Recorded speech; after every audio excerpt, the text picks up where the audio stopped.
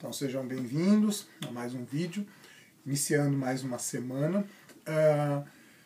Os vídeos dessa semana, já adiantando, antes da gente começar qualquer coisa da matéria, os vídeos dessa semana vão continuar com o mesmo problema. Muito provavelmente semana que vem, pelo menos foi me prometido assim, que o computador vai estar consertado. Então semana que vem já está tudo certo, mas essa semana a gente ainda segue aquele mesmo esquema. Conforme for, se for o caso, eu preparo os slides para vocês e mando lá como eu mandei nessa semana que passou. Então, vamos lá. A gente vai falar do liberalismo. Os dois vídeos dessa semana são voltados a falar do liberalismo. Nesse primeiro vídeo eu vou falar do John Locke, no segundo vídeo falar do Adam Smith. São os dois pensadores aí que são a essência do pensamento liberal. Mas antes da gente falar um pouco do liberalismo, só fazer aqui as ligações propriamente ditas. A gente está entrando desde a semana passada, desde o vídeo da semana passada, quando eu trouxe para vocês o iluminismo como o movimento do qual Montesquieu fazia parte. Quando eu trouxe essa questão, a gente está entrando na base do que a gente tem hoje do Estado moderno ou Estado contemporâneo. A maioria dos países ocidentais, eles seguem essa teoria que de alguma forma foi pensada pelos iluministas. O liberalismo, eu acho que eu citei isso no vídeo da semana passada, ele é um braço do iluminismo. Ele é uma vertente, ele é uma subdivisão do iluminismo, que é a parte que fala mais da política. Afinal, em si, os filósofos iluministas falam bastante de política, mas não é propriamente a essência do pensamento iluminista. Nem todo iluminista falou de política, embora a maioria deles tenha falado. O liberalismo é o braço específico da filosofia iluminista que vai se voltar para a política. E aí é importante a gente entender uma coisa. Hoje, né, como é um assunto que eu nunca trabalhei com vocês de primeiro ano, embora já tenham vídeos aqui no canal que falam sobre isso, hoje a gente ouve falar muito sobre essas ideias de direita e esquerda, né, na política brasileira, na política mundial. Se fala muito sobre essa questão, até porque há uma forte polarização, tal, até uma certa demonização da polarização. Eu não vou entrar nesse mérito agora, mas mais pra frente a gente vai falar dos pensamentos de esquerda. E aí eu vou também deixar um pouco mais claro a minha opinião. Né? E aí eu vou deixar claro que é minha opinião, não é algo que vocês necessariamente precisam concordar. Sendo meus alunos, vocês não necessariamente precisam concordar. Mas o que a gente está vendo atualmente, né, o iluminismo, o liberalismo, são ideias próprias do que a gente chama de direita, da direita política. E o liberalismo é a essência do pensamento de direita. Né? Tanto que hoje a gente vive, né, o chamado Estado neoliberal. É a retomada dos ideais liberais que foram criados lá no século XVII, século XVIII, e que voltam hoje com uma outra roupagem, de uma outra forma, mas basicamente é a defesa da mesma coisa que se tinha lá durante o período do iluminismo. Então vamos lá. O que é o liberalismo? Então já falei, é o braço político aí do iluminismo, né? Basicamente, a ideia do liberalismo é o Estado, a estrutura governamental, que a gente já falou várias vezes aí no decorrer das últimas aulas, desse mês todo, desde agosto para cá, né? O Estado, ele não tem que intervir nas questões sociais, nos problemas ligados à desigualdade social. Então, para os liberais, a desigualdade é um fato, né? Não há como negar que exista desigualdade social, mas não é responsabilidade do Estado lidar com o problema da desigualdade social. O Estado, ele não tem que mexer com a problemática que envolve o fato de uns terem muito e outros terem pouco. A maioria das sociedades, desde aquela época lá, século XVI, século XVII, século XVIII e ainda hoje, você tem uma pequena parcela que detém grande parte da riqueza e uma grande parcela que não tem quase nada, e uma parcela que não tem praticamente nada mesmo. Né?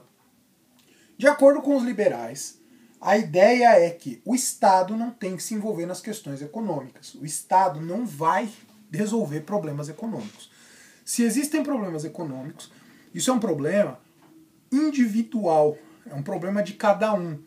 E aí que entra a ideia da meritocracia, do esforço. Se existe pobre e rico, é porque o rico se esforçou muito e o pobre não se esforçou tanto. É essa a ideia que está por trás do pensamento liberal. Então, a ideia de meritocracia, ela está muito presente no pensamento liberal. O primeiro pensador que se destaca no liberalismo, que é praticamente um dos primeiros, talvez até o primeiro iluminista que a gente tenha, é o John Locke, que a gente já comentou lá quando eu já falei isso, que ele ia voltar. É o John Locke, que a gente já falou sobre ele quando eu comecei a gravar os vídeos, quando eu estava falando da questão do conhecimento, né? Ele é um empirista, ele é um defensor do empirismo. Eu queria fazer uma piadinha do Locke, se a gente tivesse com o computador funcionando, né? O Locke, irmão do Thor, mas enfim, não dá para fazer. Mas de qualquer forma, o John Locke, ele é um dos primeiros pensadores, é um dos mais importantes. Ele vai ser uma das vertentes do que a gente chama de liberalismo político. E aí no próximo vídeo eu vou falar do Smith, que é o pensador principal do liberalismo econômico. Né? E aí com isso a gente... Embora são duas vertentes da mesma coisa. Né? O Locke, ele se volta mais para como deve ser o Estado liberal, o Smith é como deve andar a economia no Estado liberal. Mas os dois estão fortemente ligados. Então vamos lá. O que é o pensamento, o que defende o John Locke? O John Locke, ele tá o pensamento dele é muito próximo do pensamento do Thomas Hobbes, porém tem algumas nuances de diferença. Primeiro, o Thomas Hobbes, o que ele defendia lá? Que o homem é naturalmente egoísta e por isso vai acontecer a guerra de todos contra todos. Para o John Locke, não existe isso tão determinado. O homem ele pode cair num egoísmo, ele pode ser egoísta, ele pode cair num conflito generalizado. Não necessariamente que no estado de natureza vá cair. Então ele tem uma visão menos pessimista do que tinha Thomas Hobbes. Né? É uma pequena nuance, mas vai fazer toda a diferença no pensamento do John Locke. Para o Hobbes, o homem é essencialmente egoísta, então por isso tem que ter um Estado forte, aquela coisa toda. Para o John Locke, não. O Estado, o homem não é essencialmente egoísta. O homem é marcado, sim, por um certo egoísmo. Pode vir a cair num conflito generalizado, no que seria lá a ideia da guerra de todos contra todos, mas não necessariamente. Isso não vai acontecer necessariamente. Então essa é a primeira diferença. Qual é a segunda diferença que o Locke vai colocar, então? Eu falava na semana passada do Montesquieu, né, dos três poderes, mas o Locke já de alguma forma, isso até citei no vídeo passado também, o Locke de alguma forma, ele já traz essa referência dos três poderes. Né? Ele já de alguma forma tinha desenvolvido, aqui ou tinha apresentado. O Montesquieu vai desenvolver isso melhor, por isso que acabou os três poderes sendo atribuído ao Montesquieu. O John Locke, ele vai ser o defensor da necessidade de um governo republicano, um governo democrático, um governo que seja eleito. Ele está mais ou menos no mesmo período que o Thomas Hobbes, mas enquanto Thomas Hobbes defende um governo mais autoritário, né, ele é meio contrário à Revolução Gloriosa, à Revolução Inglesa, o John Locke ele vai ser mais favorável à Revolução Inglesa. E aí o que ele vai defender? Que a burguesia, né, o governo, ele tem que ser eleito, e o povo também vai ser um governo fruto de um contrato, o Estado, a organização governamental, surge como fruto de um contrato, só que esse contrato ele pode ser desfeito. Quando que ele pode ser desfeito? Se o governo não consegue suprir as necessidades, garantir os direitos da população. E é aí que vai entrar todas as diferenças, as grandes diferenças entre o contratualismo do Thomas Hobbes com o contratualismo do John Locke. Para o John Locke, então, primeiro, o contrato é feito entre população e governante. Para o Thomas Hobbes, o contrato não era feito entre população e governante, era feito entre a população, e a população entregava o poder para o governante. E ali, por meio de uma procuração, o governante tinha total poder na mão dele para fazer o que quisesse, desde que conseguisse garantir a paz. Para o John Locke, não. O contrato é feito entre população e governante. Então, uma vez que o contrato é feito entre população e governante, o pacto, o acordo é feito entre população e governante, a população é soberana. O povo é soberano. O povo tem total poder nas mãos para tirar o governante do poder, caso esse governante não tenha sucesso em garantir os direitos. Quais são os direitos que Locke vê como direitos naturais, direitos que têm que ser garantidos? Ele vai falar de 3. O primeiro é o mesmo que o Hobbes defendia lá, direito à vida e segurança.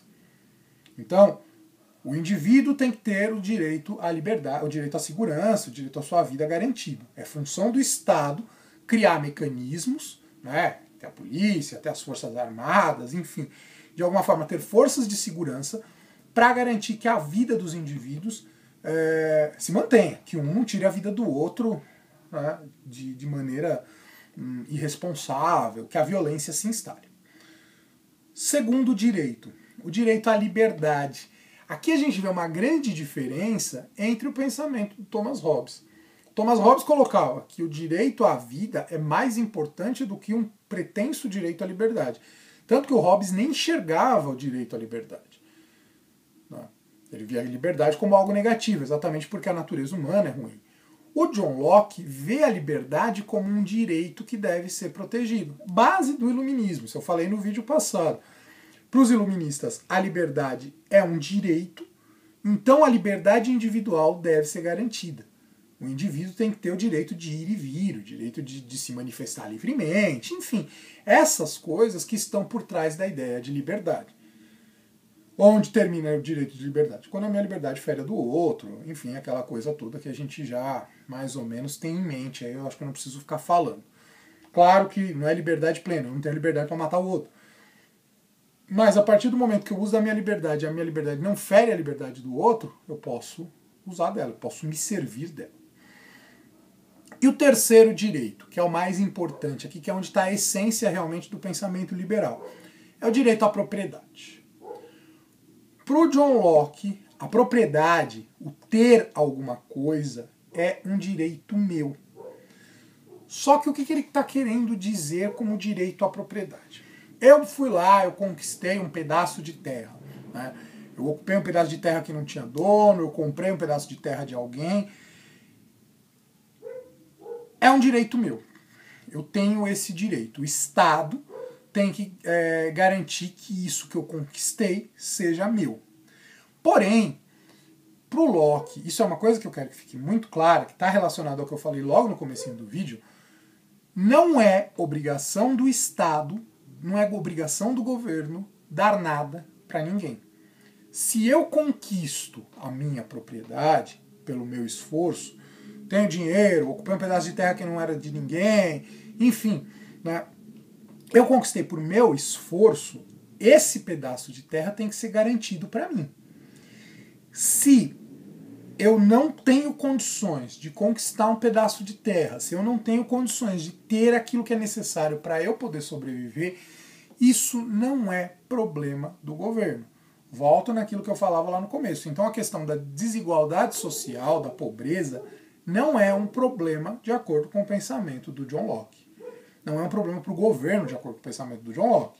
Locke vai dizer que se você conquista um pedaço de terra, uma grande propriedade de terra, riqueza, seja lá o que for, o Estado tem que garantir que aquilo que você conquistou vai continuar sendo seu. Então evitar o roubo. Mas o Estado não tem que dar nada para ninguém. Então se a pessoa está passando fome, se a pessoa tem dificuldade, se a pessoa não tem o suficiente para viver, não é problema do Estado. Essa é a essência do pensamento liberal. Né? E aí, como eu disse, hoje a gente vive o chamado neoliberalismo, que defende o Estado mínimo. Essas ideias talvez vocês já tenham ouvido falar, porque elas estão muito presentes nos noticiários atuais. Por trás da ideia de Estado mínimo, de liberalismo, de não interferência do Estado, é isso. O governo não tem nenhuma obrigação com as questões da desigualdade social. A partir disso, o que conta nesse tipo de sociedade? O mérito, a meritocracia. Volto que eu também já citei lá anteriormente. Então, eu conquisto o que é meu, o que mereço, o que eu tenho, o que eu não tenho, pelos meus méritos, pelos meus esforços. Se eu tenho, legal, me esforcei o suficiente para conseguir chegar lá. Se eu não tenho, não é problema de ninguém. Não é problema do governo, não é problema da sociedade.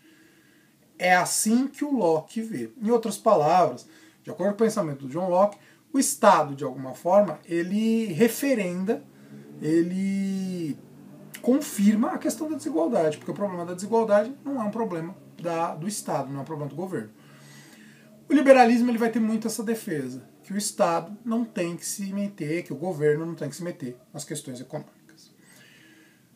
Basicamente, é isso que eu queria dizer nesse primeiro vídeo. No segundo vídeo, a gente vai falar um pouco do pensamento do Adam Smith, que está muito ligado, tem muita coincidência aí, né, tem muita relação com o pensamento do John Locke. Então, com isso, eu termino esse primeiro vídeo.